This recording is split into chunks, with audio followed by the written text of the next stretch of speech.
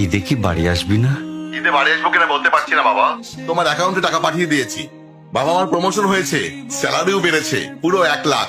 আলহামদুলিল্লাহ। বাবা একটু লাইনে থাকো। বাবা, তুমি তো বলেছিলে পিতৃঋণ কখনো শোধ হয় না। তুমি 26 বছরে আমার পিছনে যত টাকা খরচ করেছো, তুমি কি জানো আগামী 5 বছরে সেই টাকা তোমায় ফিরিয়ে দিতে পারবো? আমার এখন স্যালারি মাসে 1 লক্ষ টাকা বাবা। ও, এই কথা।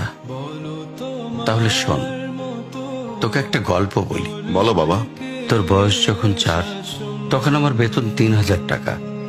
1200 টাকা ঘর ভাড়া দিয়ে 1800 টাকায় চলে সংসার। আমি আমার সাধ্যমতো সারা জীবন চেষ্টা করেছি তোর মাকে সুখী করতে, প্রতি ঈদে কোরবানি দিতে। তোকে যেবার প্রথম স্কুলে ভর্তি করালাম, সেবারই প্রথম আমরা আমাদের কোরবানি দিতে পারিনি। সে বছর তোর মাকেও কোনো উপহার দিতে পারিনি। তুই যখন ভার্সিটিতে উঠলি, আমাদের অবস্থা তখন মোটামুটি ভালো, কিন্তু খুব কষ্ট হয়ে গিয়েছিল যখন আমার ট্রান্সফার হয়। রোজ রোজ বাসে চড়ে, পায়ে হেঁটে, ঘামে ভিজে খুব দুর্বিষহ লাগছিল। একদিন শোরুম থেকে একটা বাইক দেখে আসলাম। সে রাতে আমি স্বপ্নেও দেখেছিলাম আমি বাইকে চড়ে অফিসে যাচ্ছি। পরের দিন তুই বায়না ধরলি, জার্নি করতে তোর কষ্ট হয়। তোর কষ্টে আমারও কষ্ট হয় বাবা। আমি বাইকটা তোকে কিনে দিয়েছিলাম। তুই এখন লাখ টাকা বেতন পাচ্ছিস, কিন্তু মনে করে দেখ, অন্য মাইনে দিয়ে ব্র্যান্ড নিউ মোবাইলে হেডফোন কানে লাগিয়ে সারা রাত গান শুনেছিস, পিকনিক করেছিস, ট্যুর করেছিস। তোর প্রতিটা দিন ছিল স্বপ্নের মতন। আর তোর টাকা নিয়ে আমি এখন হার্টের বাইপাস করাই, ডায়াবেটিক মাপাই। জানিস বাবা, ওর মাছ খাওয়া নিষেধ, মাংস খাওয়া নিষেধ। কি করে এত টাকা খরচ করি বল?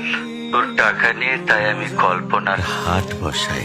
আমি বাইক চালিয়ে সারা শহর ঘুরে বেড়াই, বন্ধুদের নিয়ে সিনেমা দেখতে যাই। তোর মার হাত ধরে চাঁদনি পশরের সেন্ট মার্টিনের বালুচরে হেঁটে বেড়াই। চুপ করো বাবা প্লিজ, আমি তোমার কাছে চলে আসবো। তোমার টাকা না, আমি তোমার ভালোবাসা তোমায় ফিরিয়ে দিব বাবা। বোকা ছেলে, বাবাদের ভালোবাসা কখনো ফিরিয়ে দেয়া যায় না। ছোট্ট শিশুর মলমূত্র মোছা যায়, আর বুড়োদের ঘরেও ঢোকা যায় না। ওকে একটা প্রশ্ন করি বাবা, ধর তুই, আমি আর তোর খোকা তিনজন এক নৌকায় বসে আছি। হঠাৎ নৌকাটা ডুবতে শুরু করলো। যে কোনো একজনকে তুই বাঁচাতে পারবি, কাকে বাঁচাবি? থাক, উত্তর দিতে হবে না। ছেলেরা বাবা হয়, বাবারা কখনো ছেলে হতে পারে না। পৃথিবীতে সবচেয়ে ভারী জিনিস কি জানিস? পিতার কাঁধে পুত্রের লাশ। আমি শুধু জায়নামাজে বসে একটা জিনিস চাই, আমার কবরের ঘরটায় যেন আমি আমার ছেলের কাঁধে চড়ে যাই। তাহলেই তুই একটা ঋণ শোধ করতে পারবি, তোকে কোলে নেয়ার ঋণ। বাবাদের ঋণ কোনোদিন শোধ করা যায় না।